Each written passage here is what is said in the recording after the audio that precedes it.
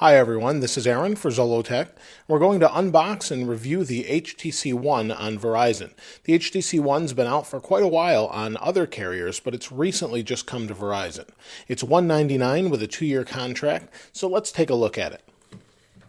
Open it up here. Here's the hardware itself. Now, I've been using this myself for about a week, but I wanted to show you what comes in the box. So we've got the phone. Underneath here, we have a SIM card tool, your normal literature, warranty information, get to know Verizon. We also have a pair of headphones that come with it. Now, the HTC One does have Beats audio included in the One, but these don't say Beats on them by themselves. But you get these pair of headphones. You also get a micro USB to USB adapter. I'll show you that here. Typical HTC USB to micro USB. Then we have the AC wall adapter with USB in the back and typical plug. The first thing I noticed when I used the HTC One is how solid of a phone it is. It's constructed of aluminum, as you can see here on the back. It's really nice looking, feels extremely solid in the hand, feels as good as, if not better than, an Apple product, which is really astonishing when it comes to a device from HTC or Samsung or any of them, and they're really just have done a great job on this phone. You can see it has the normal logos on the back, Verizon, Beats Audio, but overall the hardware is just gorgeous and works really well. The display itself is a 4.7-inch display with a 1080p resolution, or 1920 by 1080. It's beautiful and works really nice. Inside, powering the display and everything else, is a 1.7 gigahertz Qualcomm Snapdragon 600 quad-core processor. It also has 2 gigabytes of RAM with 32 gigabytes of internal storage. There is no expansion. On the front, you can see we have a 2-megapixel camera. We also have some stereo speakers, which are really nice. We have a home and back button, and it's laid out with HTC in the middle, which I really wish they would have left it like stock Android is on the Nexus 4. On the top, you can see we have a 3.5 millimeter headphone jack, our power sleep wake button, which also functions as an IR blaster, which means you can use this as your actual remote for your television or cable box. On this side, we have a volume rocker up and down. On the bottom, we have a microphone and our micro USB for charging and syncing.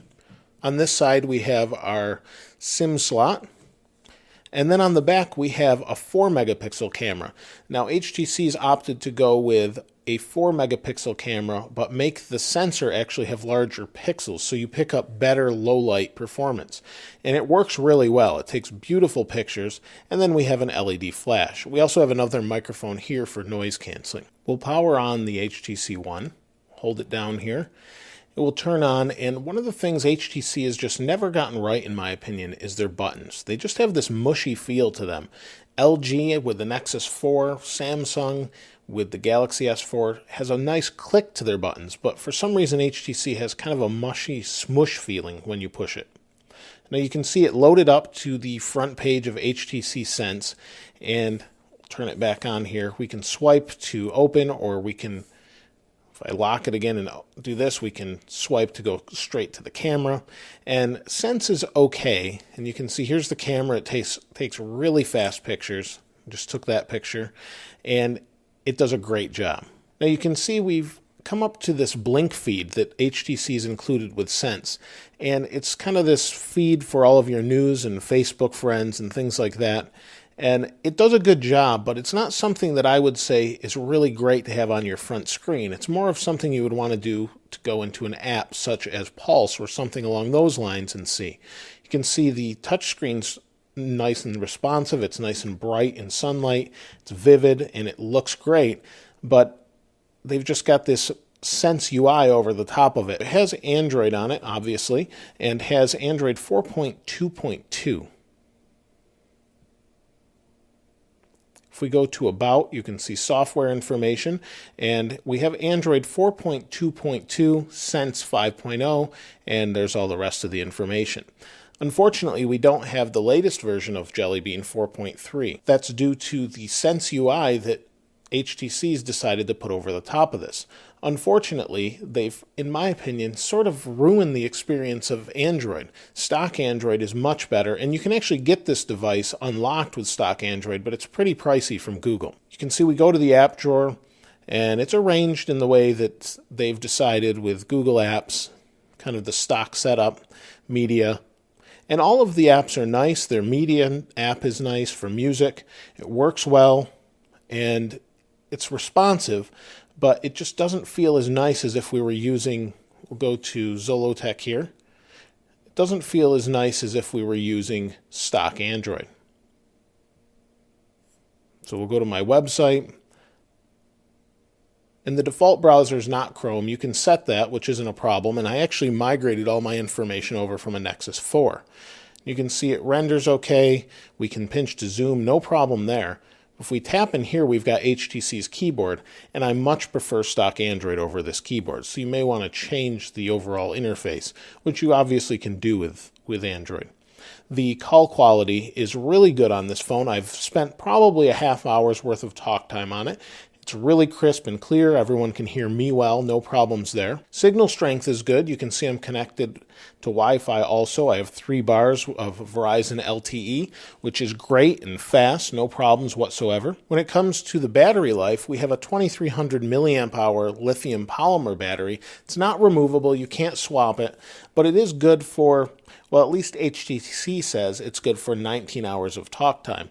I honestly get a day and a half out of it, no problem. I haven't had any issues as far as battery life, even with this beautiful 1080p screen. HTC has opted to kind of depart from what Google is doing with stock Android with their home and back button. You can see they've put their logo here, and it doesn't do anything. The back button obviously goes back, but that means the home button kind of serves a dual purpose. So if we double tap it, we go into the task manager, and we can just swipe these off the screen. If we go home and we tap and hold, we'll get Google Now. We can go through our different information that way. So it's really okay, but I really liked the 3-button setup of stock Android. And you'll hear that over and over. As using this, I just kept thinking I really would love this to have stock Android on it. Everything about the hardware is just so nice that it makes the whole experience really great if it were running the software that I wanted to. You can see here's the picture I've taken with this.